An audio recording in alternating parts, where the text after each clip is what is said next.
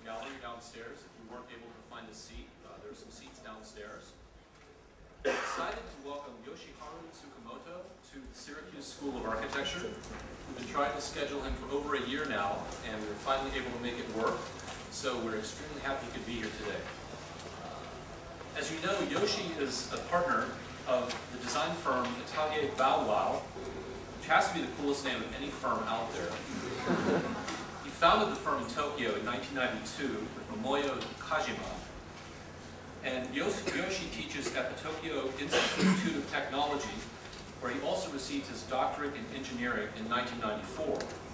He's also taught studios at UCLA and Harvard, and his books include Made in Tokyo and Pet Architecture Guidebook, both from 2001, Bow-Wow from Post-Bubble City from 2006, and the recent Graphic Anatomy.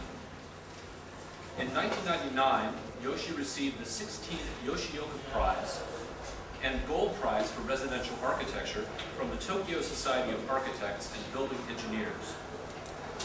This prize was awarded for his aptly named Mini House, a tiny 86 square meter house in Tokyo. This is only one of a host of small but intense architectural projects that experiment with adaptability, mutability, and even mobility to produce increasingly responsive urban interventions in Tokyo and elsewhere. In the spirit of Henri Lefebvre and Michel de Certeau, Atelier Bow-Wow concerns itself with the practice of space, insisting on the importance of contributions by different publics and different modes of occupation in the development of architectural propositions. But they arrive at a different concept of user-generated design than the model proposed by Teddy Cruz in his lecture here last month. Atelier Bow-Wow's work is not so much about getting out of the way so that users can generate architecture. Instead, Yoshi acknowledges that we as architects, quote, need the help of the users to achieve our intentions. Atelier Bow-Wow has also designed a series of mobile furniture installations, or what Yoshi calls micro-public spaces, for several international exhibitions. These include a Furnicycle for the 2002 Shanghai Biennale and a Furnivehicle for the 2008 Venice Biennale. The most recent of these exhibitions is based on their research on the mid-century modern Los Angeles Case Study House program. Their small case study house, which is an exhibition I think we'll see a little bit more of shortly, is currently on display at the Red Cat Gallery in the Walt Disney Concert Hall in Los Angeles. Yoshi's lecture today is titled Architectural Behaviorology. Please join me in welcoming Yoshi Tsukamoto.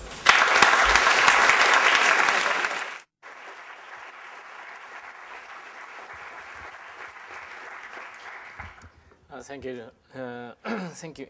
Thank you for the introduction, John, and thank you for inviting me to your university. And I'm very glad to be here with you and talk to you. And can you hear me? No.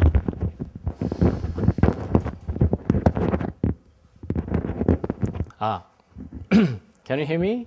Yes. Oh. Okay. The title, Architectural Behaviorology.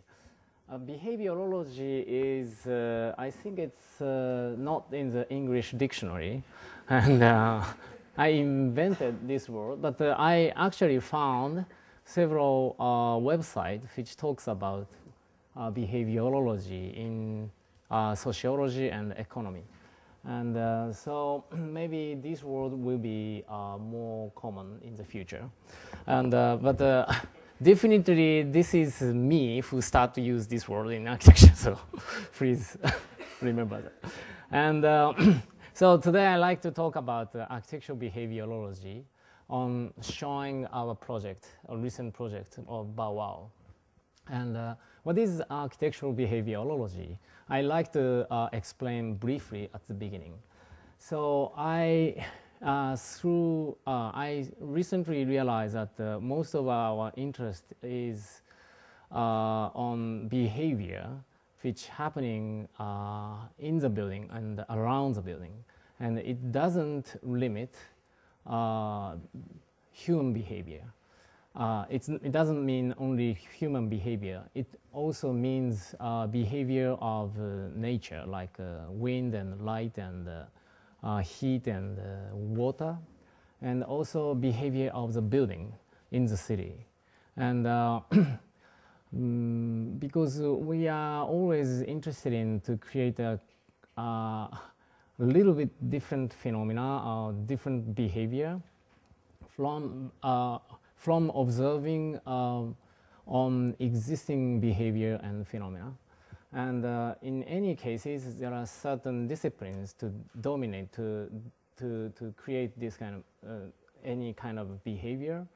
And, and then if you understand the mechanism of the behavior, we can intervene into the mechanism and try to change a little bit the relationship between the element, and then we can produce something new, something refreshing, based on the daily things.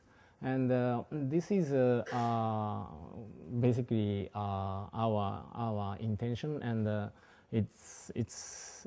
we are always trying to synthesize all those three behavior about human being and natural element and also building behavior as in one architectural entity. And we believe that good building, good architecture is always has always this aspect.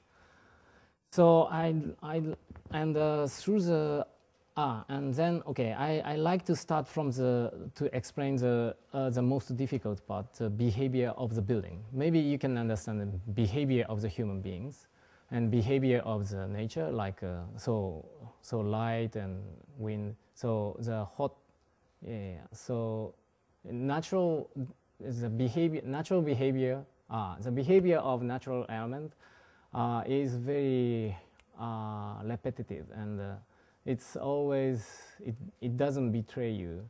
It's because it's all happen based on the natural disciplines.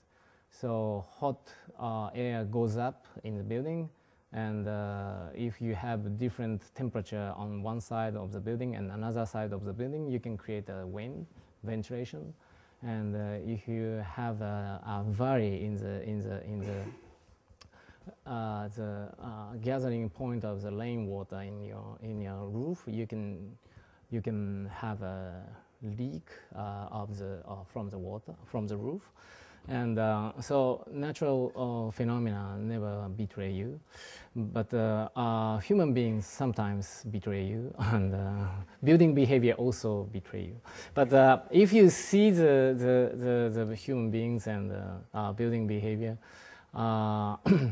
carefully, we can find certain patterns which can be repetitive in time and in certain area. And this is examples called subdivision. This is also new word invented by me, and it means subdivided suburbia, subdivided suburban.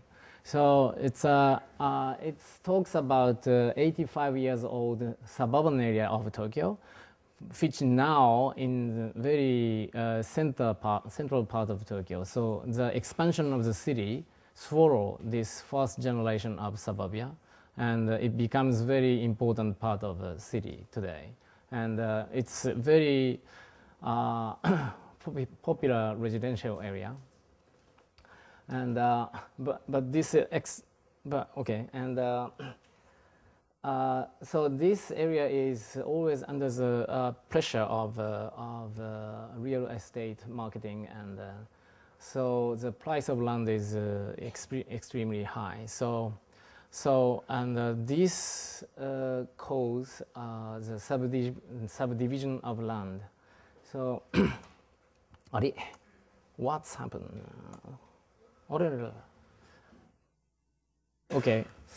Okay, I'm sorry. どうした? どうして?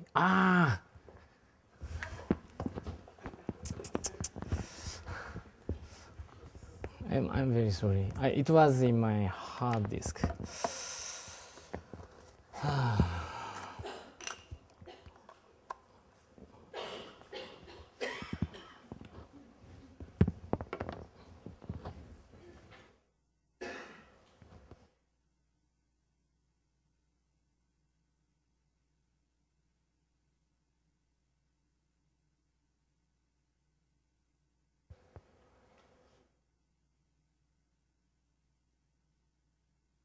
でどうなんだ、来るのか、大丈夫なのか、あれ、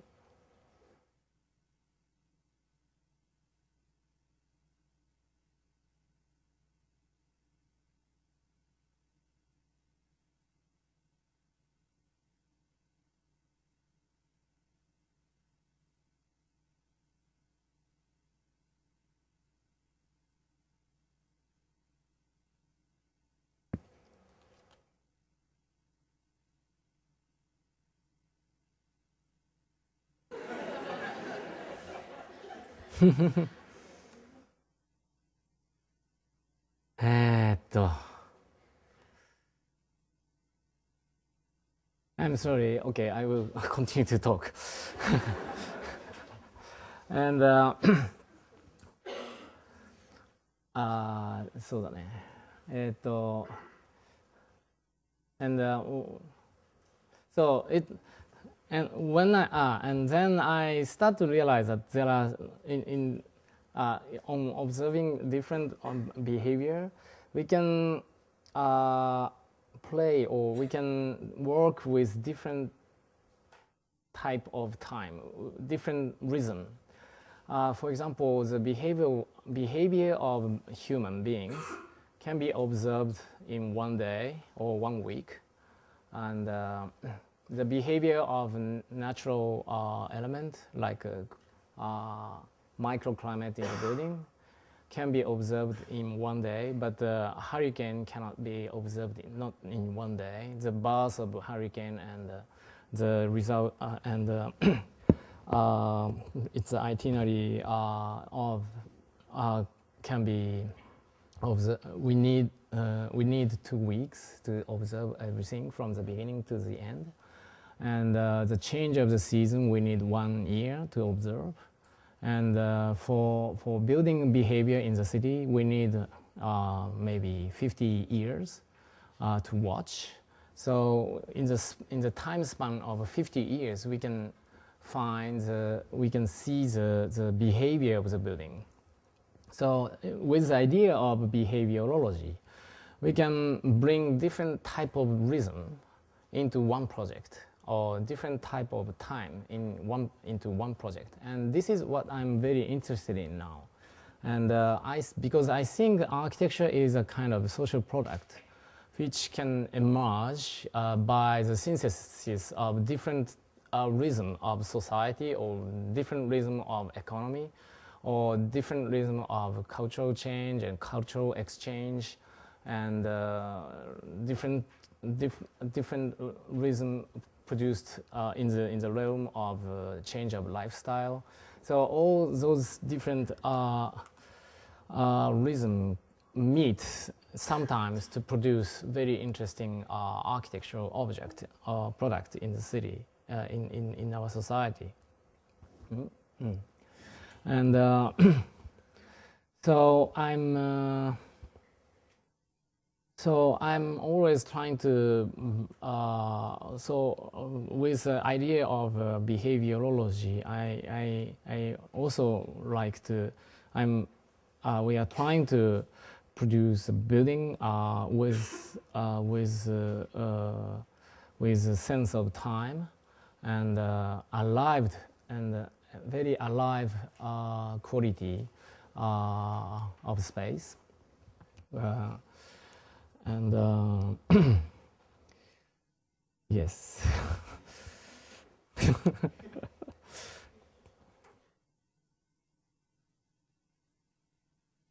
So okay, let's talk about subdevelopment. Yeah, this Setagaya area was developed in 1923. So now it's 86 years old, and oh no どうしたんだよ君は。全く困ったな。OK。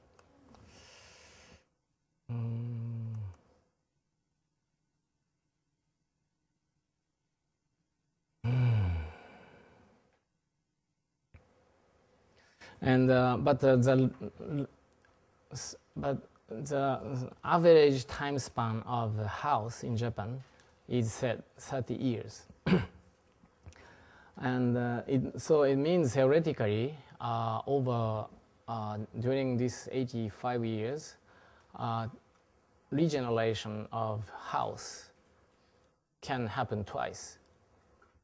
So it means most of the building, which we see now today, is third generation of building, third generation. And of course, there are differences between individual buildings in terms of lifespan. We can also have, we still have first generation and also second generation. So what we see as landscape of Tokyo is a mixture between 3 different generations of houses. And please imagine this 85 years in Japan.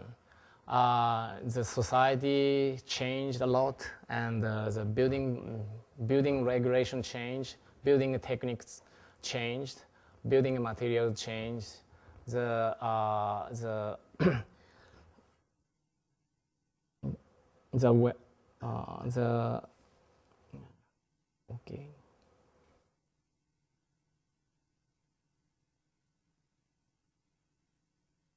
Okay.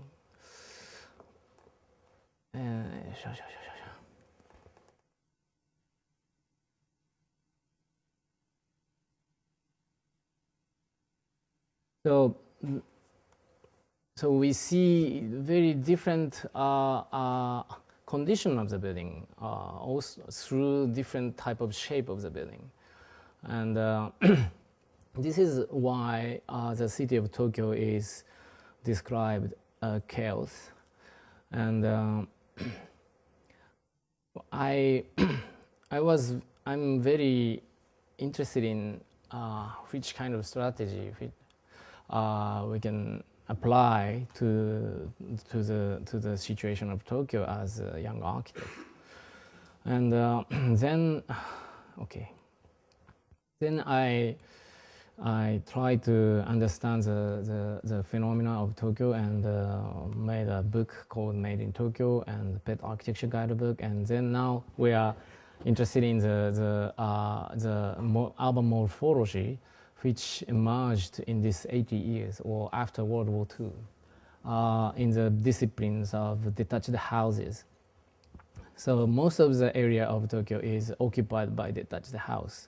It's very different from the image of Shinjuku and Shibuya with a lot of illumination and a huge screen of TV on the facade of the building. But most of the part of Tokyo is occupied by this kind of low-rise housing. And this is really hard to redevelop by one centralized initiative. But it is I think it's very sustainable, because all change of all the replacement and regeneration of this kind of urban pattern only happen grain by grain. And each houses and land are owned by different individuals. So government don't need to put any money to regenerate all this kind of structure. So this is a view of the city of Okusawa. So you can see many different type of buildings and some greens, and with different materials and etc. etc. And so the idea of subdevelopment is based on this observation of subdivision of land from initial condition in 1920s. At the beginning, the average of land was for one family house was 240 square meter. It's like 2,400 square feet. And then it becomes smaller and smaller because of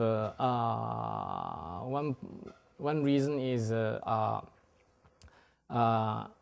because of heritancy, and until 1950s and 70s, children, if you have 2 or 3 children, you divide your land into 2 or 3 pieces and give them equally. But today, the situation is really changed.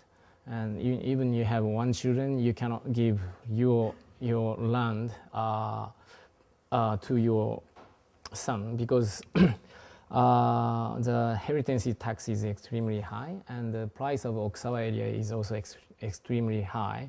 So you have to pay over 60% of the price of the land. So it's not affordable for a normal employee to pay this tax. So what's happened now is subdivision of land, and people sell the part of the land of their own property, from original property, and build new building at this front part, and it produced this kind of shape, strange shape site called flagpole shape, and and this is the original, very original streetscape of Okusawa. We still have one street which keep this continuous green hedge for which is 50 or 60 meters long, including 4 or 5 houses. And this is, it was very beautiful, yeah. And this kind of landscape was created by first generation house, which has green hedge and garden and house in the garden. So house itself is hidden by green. And then second generation loses the frontage of the building, and also invasion of car motorization start in second generation. So some percentage of the frontage is occupied by garage. But in second generation house still have a big favor to hide the building by green. And third generation is something like this. And this is, the land was bought by developer, and they divided the land into small pieces and built this kind of house. And then the frontage of the house becomes like around 6 meters, and 1/3 of the frontage is occupied by car garage, which is not deep enough, and so people just go in between cars. So and then I realized that what we are doing now is designing fourth generation house. It must be fourth generation. And then what is the fourth generation house? This is our question on designing the small house in Japan, in Tokyo. This is another example of third generation. This house behind the red car is built on the flagpole shaped site, and yeah. And one of the examples we've done is a guy house, which I lost the first page, but I'm sorry. The house with big roof, and okay. And something like this, very thin, tall house called house tower, which has 3 meters in width and 6 meters in depth, but 12 meters in height. And the space is connected by staircase, and so many floors are floating in the tower.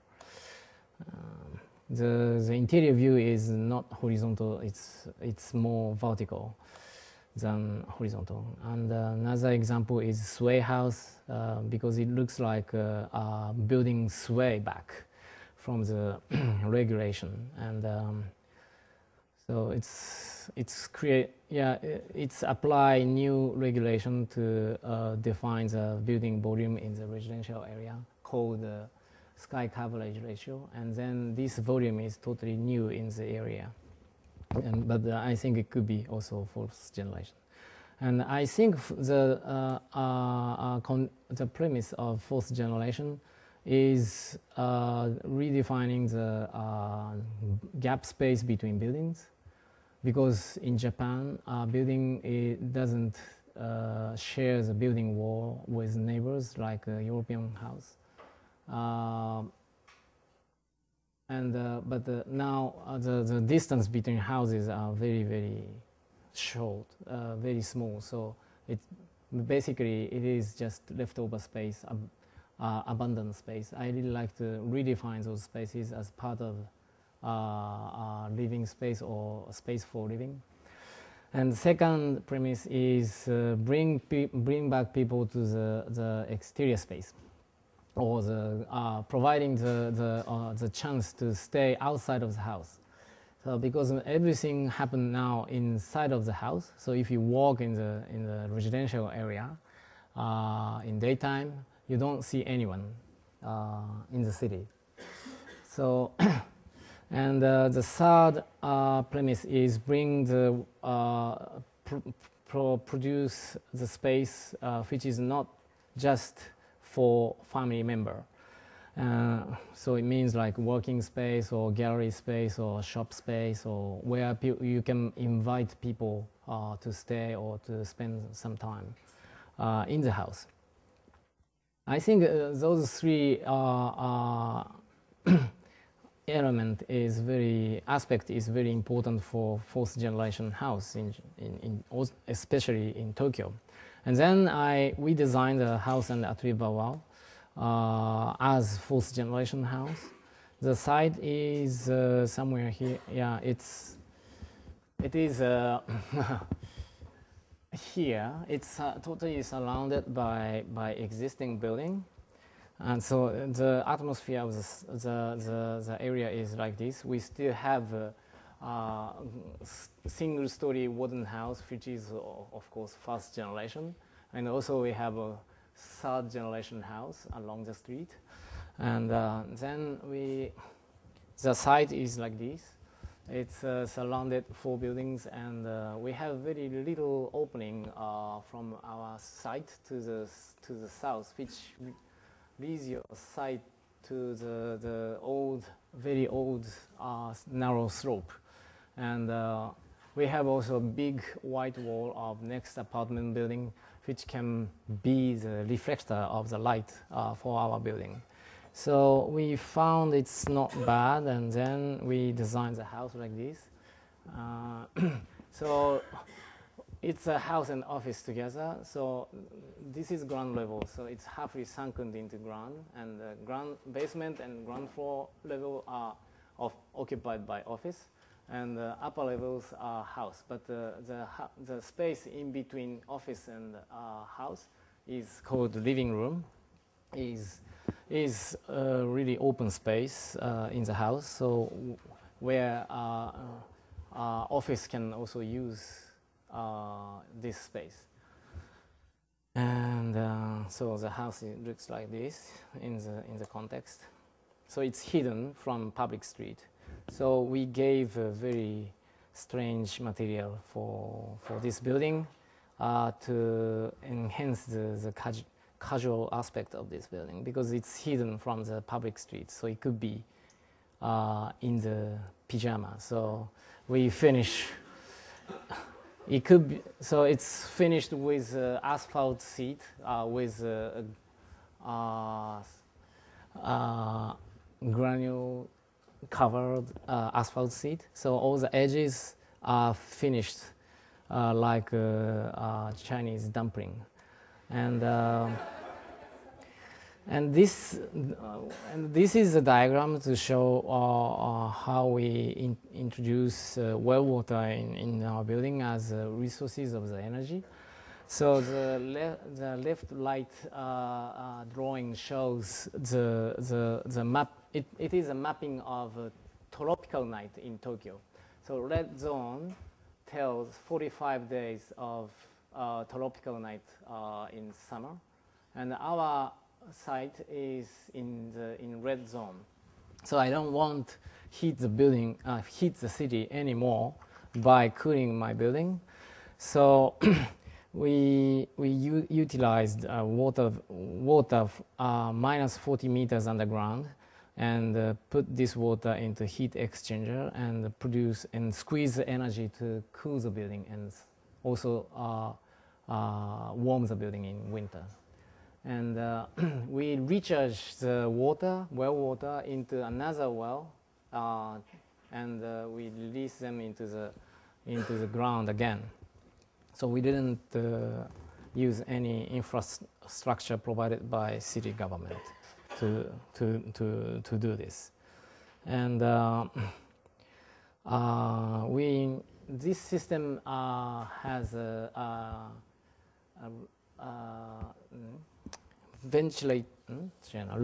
big radiator in the house, and which integrated in as part of the building element. So okay, the interior space is like, it's really continuous, so you can see many different things together. So upper level is living space and the lower level is office. So left side is the kitchen, and so office staff can cook during working. And so this is a view from dining space. You can watch the stuff. And this is a living room, which is, we try to make this space as open as possible to the gap space between buildings. And we can enjoy the reflection of light on the next apartment building. And this is the staircase to go up on the roof. This is a view from the bedroom. Yeah. Okay, and another house is called Akima Library. This is a house, but we call it library. It's because it looks like a small library from the public street. It's also built in the flagpole-shaped site. And because this family, the husband and this family have too much books in their house for 5 members, and because husband and wife are writers, so they work in the house, and they bring all the documents and reference books and their books in the house. Then we finally arrived at the scheme that which divides the house into 2 parts, one for book and one for house. So so the half of the house is totally dedicated to the house, and people are kind of the guest of this house for the book. And this is a framework we invented during the process of designing of this house. So this is a view from the house of the book. So it is like this in the very conventional roof shape. We have 2 pyramidal roof, one for book and one for people. And so this is a section. The half of the house is totally occupied by books, and half of them is occupied by people. And then within this framework, we can squeeze living space and the bedroom as much as possible, because the family understand very well, oh, now we are the guest of the book of house of a book, and they really enjoy this scenario. And so, for example, the house for, this is a children's room just beside the staircase. So please compare the size of the staircase and the children's room. So it's almost same size of bed. And so this is a view of the house of the book.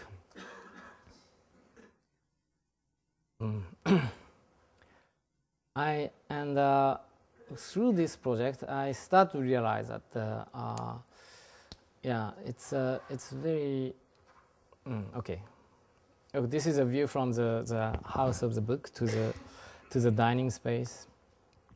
This is another view from dining space to book, house of book. I must show another one. Pony. あれ？そうかそうか。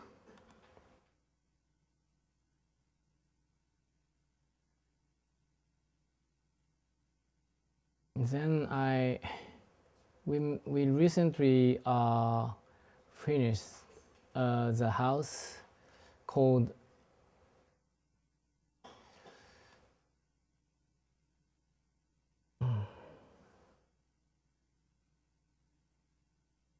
Pony Garden.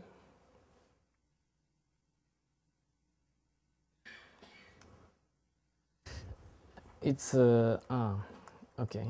The site is near the lake, 1 hour from Tokyo. It's like the lake looks like this, and the site is rural, in the middle of farmland. But now this is also happening now in Japan. Many farmers cannot keep the farmland as farm, and they start to sell their land and to developer, and then small second house or primary house start to emerge in this kind of rural area. So it's a very strange mixture between residential and rural landscape today. And my client bought this land, which is at the edge of this area, and she is around 55 years old. Not around, she's 55 years old. She's going to retire in 5 years. And so then she wants to prepare her retirement. She is a horse lover. So she wants to spend her rest of life with horse. So she wants to buy a pony in the future. So, but after retirement, she cannot get a loan from the bank. So now she has to make her secondary house in this site. So she came to us to ask to design the house for pony, living with pony. And then this is the result, what we did. The house has manage of the horse, which is 13 meters and 20 meters rectangle shape, and the rest of the area is kept as green with wild weeds. So for pony, he or she eat the weeds. And then, so it is very, and the house, the budget was really modest. And, but she used some social mortgage program. And this program obliged the users to have over 75 square meter. So she doesn't need 75 square meter for this small house, but she must have 75 square meter to rent money. And then we decided to make living and dining and kitchen space as loggia. So it's our exterior space. We have a wooden shutter, but once we open the wooden shutter, it becomes an exterior space. It's like loggia space. And then it's allowed to contact with pony like this. So you can feed your pony sitting in the living room. And so the house is built at the corner of Manage. Yeah, it's like this. So you can see the pony every time. And only interior space is in the attic space. And attic space is interior. It's well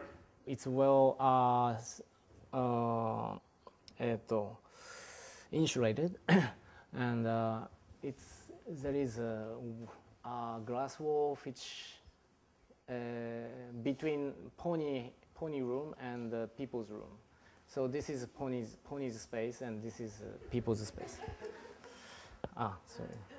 So you can see the pony from the bedroom. Yeah, in the attic you have bathroom too. Yeah, it's like this.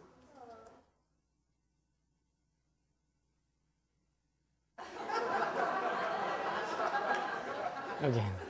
So it's like this. But I think this is very, I like this project very much because because of her, how can I say, very brave decision to live with pony. Because if she start live with pony, she cannot travel, she cannot go out, she must stay in this house.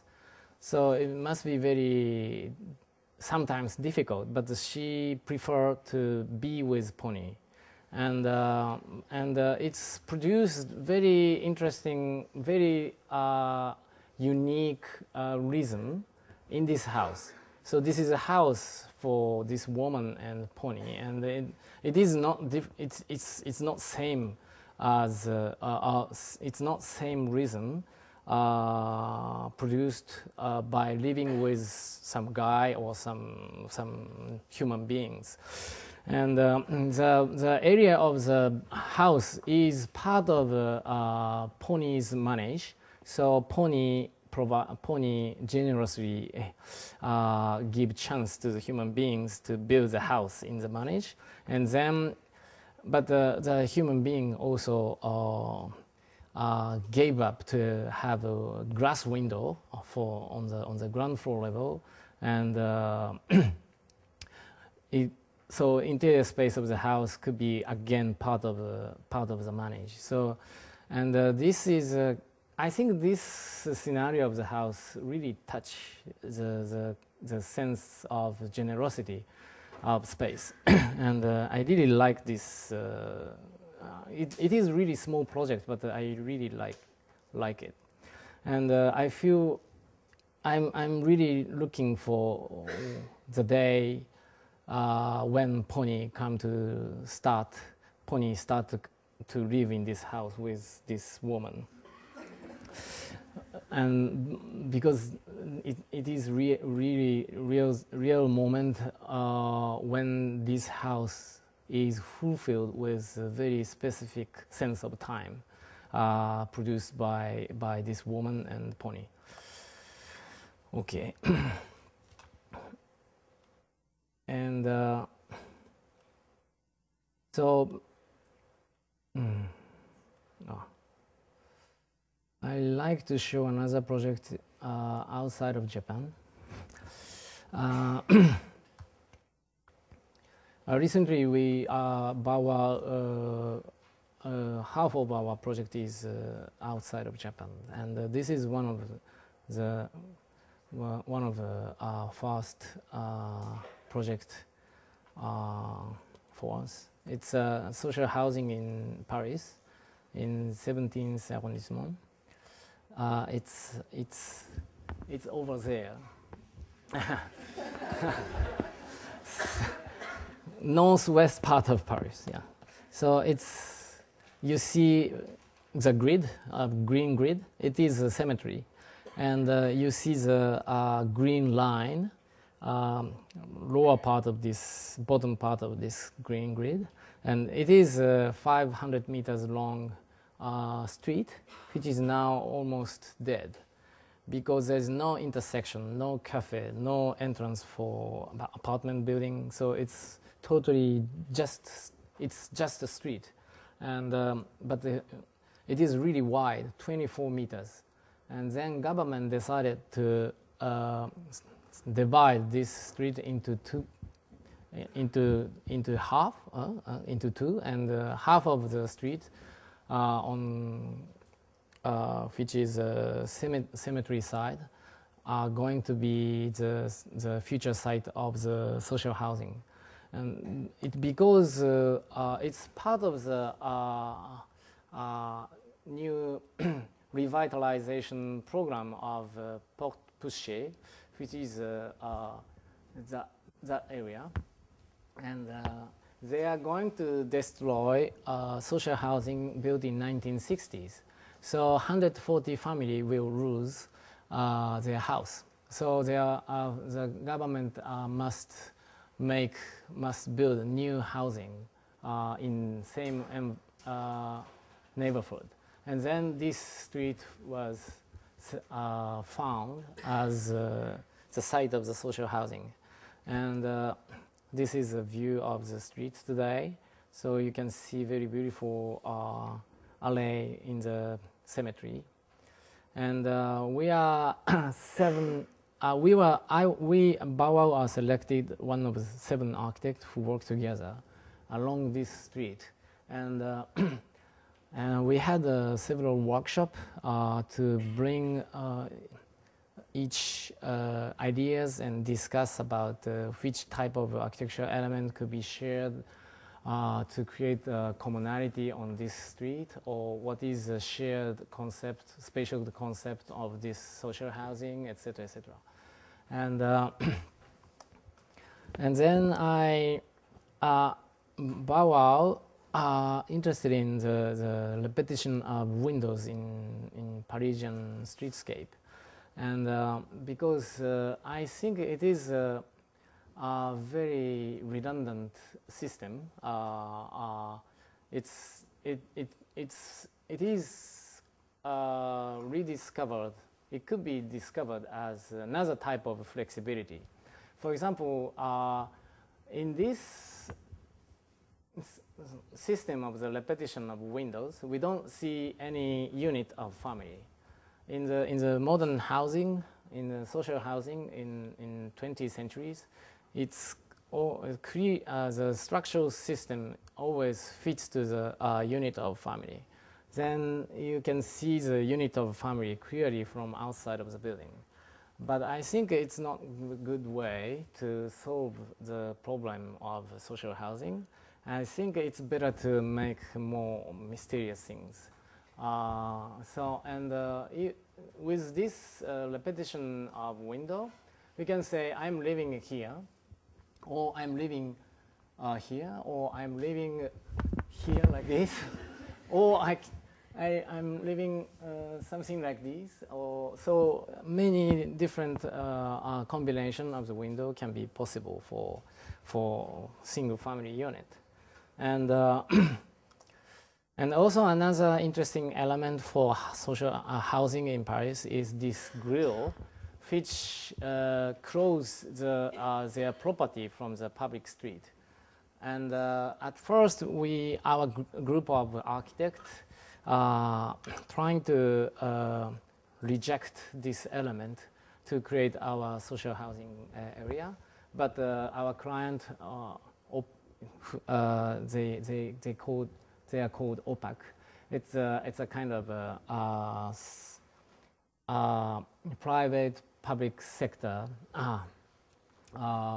which produce social housing for Paris, and they really insist on having this kind of fence between site and street. And then I realized it's better to reframe or redesign this kind of grill for housing. And we propose many different schemes, and the final scheme is like this. We are asked to design 20 houses in one plot. One plot is 55 meters in width and 12 meters in depth. It's really wide but shallow site. And we put 18 houses in very compact volume, which has 7 stories high. And then we have enough space between next building. And then we inserted 2 detached house between neighbors.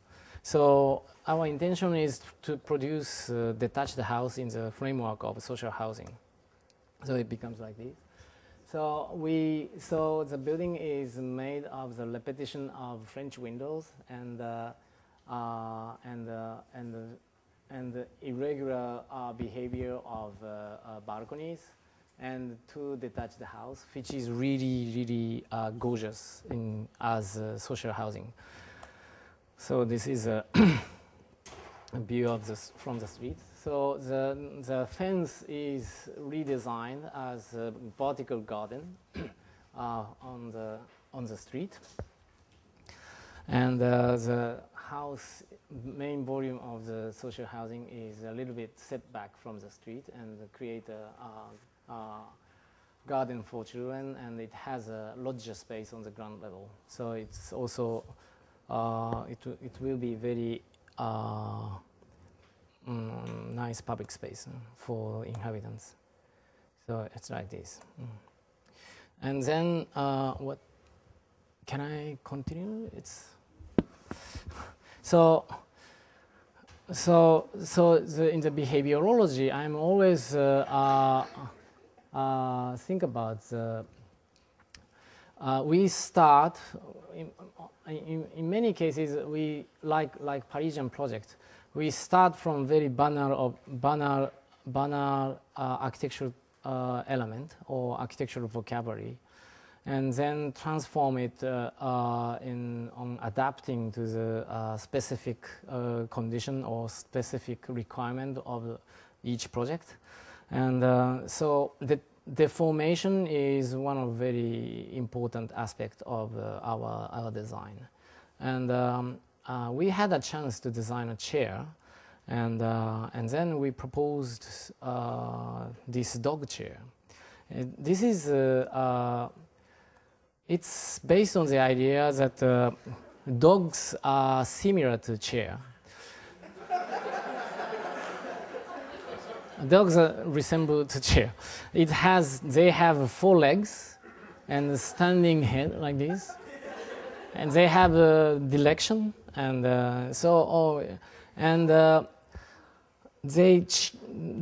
they both change its meaning and purpose by its proportion and size. So if you have a huge chair with very tall back, it can be the chair of the king. But if you have very small chair without any armrest and back, it could be for walking. And so same things happen in dog's world. So if the size is really small, it can be Chihuahua, and if it becomes very tall, it could be Vorozoi. So we designed 6 different chairs based on this observation of similarity between dog and chair. So we didn't design. Of course, we control all the proportions and the sizes and the materials, but the main idea of the design is to create a kind of this comparison between dog and chair.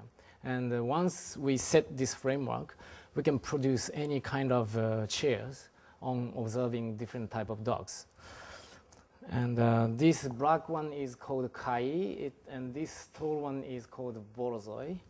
And it's also produce different, it also invite different behavior of human being.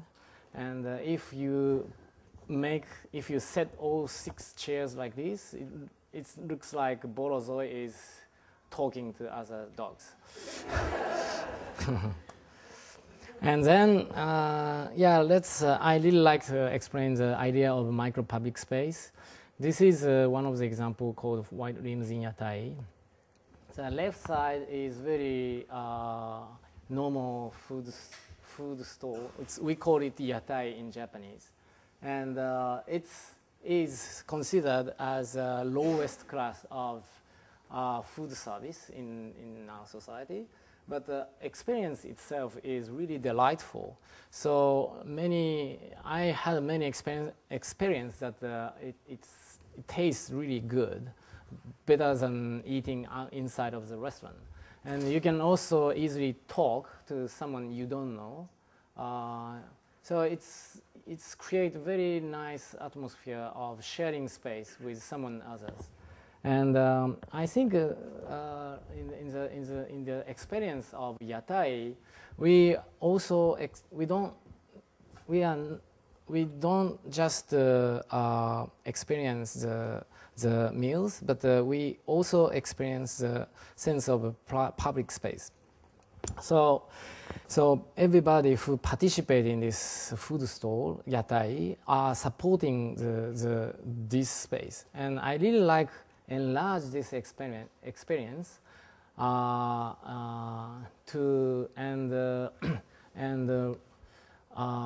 redefine and go out and rescue from the notion of yatai from the lowest class of food service. And so we stretched the yatai into 10 meters long like this, and then invite 30 people together at once for dinner and drinking party.